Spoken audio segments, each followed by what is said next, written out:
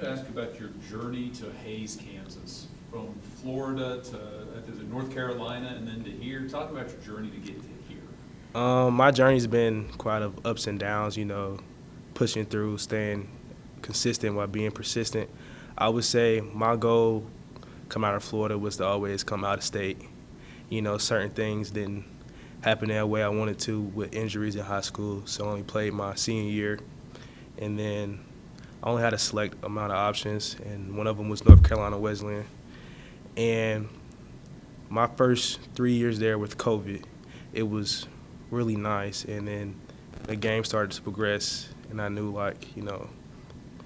moving on was a part of the journey.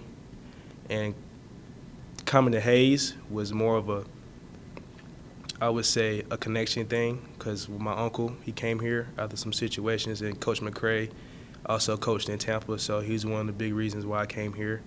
So I would say it's been great, and I love it here. Who was your uncle that was here? Roderick Jennerek.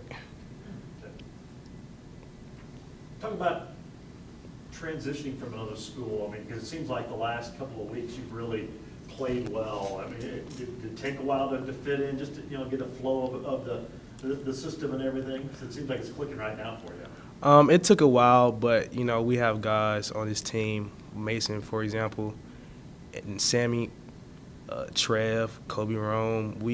They helped me a lot to where if I do mess up, it's all on me. Where they prepare me, and they get me right, and we're all just tight knit group. So it's been real easy nowadays. Talk about the defense overall. You guys giving up the least points. You're one of the top defenses in the conference. Just your thoughts on how you guys have played and maybe areas you can still improve on before the season's over.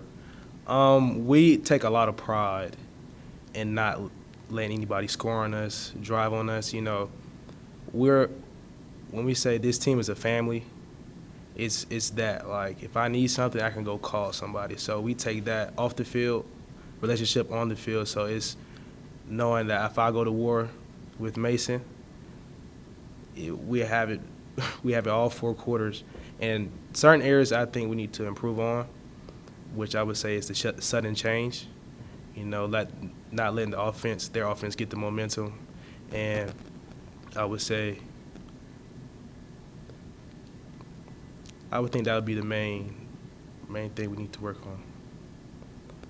Yeah, the defense is one of the top units in the country as far as interceptions. Is that a source of pride, the interceptions as a unit? And also, do you do anything special to celebrate turnovers? The interception part is a big thing we take pride on, because if we can create turnovers, it'll give our offense a better chance of scoring. And it's keeping points off the board for their offense, and we putting points on for our offense. So I would say, yes, we take pride in that. And the celebration thing, I would say, depending on who it is because sometimes I get locked in. This is what I have to do. But I would say we have fun. I think that's the biggest part about that. You're sitting here doing this interview and a fairly soft-spoken individual in this moment. You're not like that on the football field. When does that switch? When do you go from this to what we see on the defensive number 5 on the field? What I tell people, obviously growing up, I'm not the biggest person. So I would say, it's a kill or be killed mentality. Survival of the fittest. So I go out there with, I'm not going to let nobody beat me. And I take pride in that because, it's a lot of, oh, he's small, let's go over here, let's do this to him. And I take pride in that. I don't want to let nobody down, including myself. Would that mental switch go on at kickoff, warm-ups, locker room, hours before the game? When does that flip over? I would say a day before the game. I have to get my mind right, call my parents, pray, and I say that's when the switch goes on, because when you go into war, you have to be ready mentally, physically, and spiritually. So that's what I take my pride in with that as well. What about Washburn and the offense you're getting ready to face this Saturday? They have a good offense. I give respect where it's due. I would say we would have to, up front, if we stay consistent like how we been, it'll help us out. It's more like a domino effect.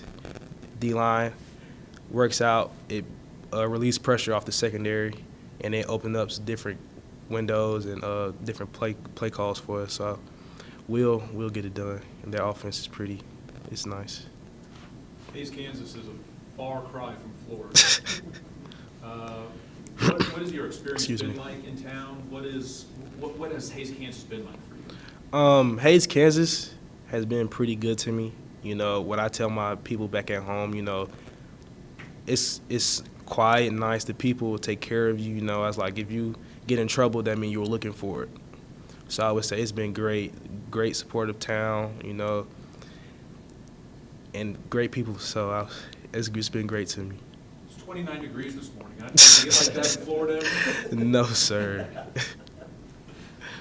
Kind of one more thing, a one-win team, and I know ask Jack about that, but how do you guard against a letdown going into a game like this? You know, have won 3 in a row and playing pretty well right now. I'll treat them like if they were 10-0, you know, 8-0. So I feel like when you know, let down, like play down to their level, that's when they'll get you.